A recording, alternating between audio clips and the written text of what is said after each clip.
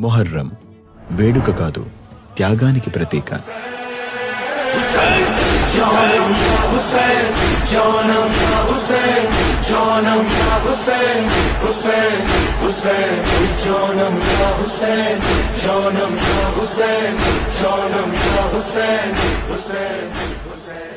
చాలా మందికి మొహర్రం పండుగ ఎందుకు జరుపుతారో తెలీదు.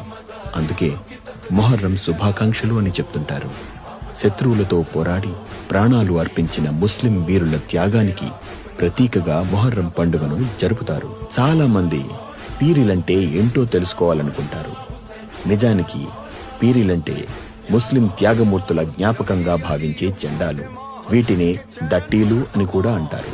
ఆ జెండాలనే పవిత్రంగా భావించి దేవుడిగా కొలుస్తారు. పంజా, హస్తం, నెలవంక వంటి ఆకారాల్లో జెండాలు ఉంటాయి. పీరీలను ఏర్పాటు చేసే స్థలాన్ని ఆసుర్ఖానా అంటారు.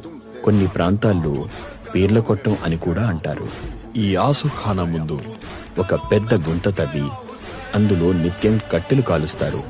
నిప్పుల కొలిమిలా మారిన తరువాత దానిలోంచి పీరీలు ఎత్తుకుని నడుస్తారు.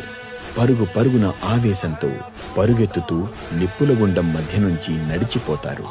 ఈ దృశ్యం ప్రేక్షకుల్ని చికితుల్ని చేస్తుంది.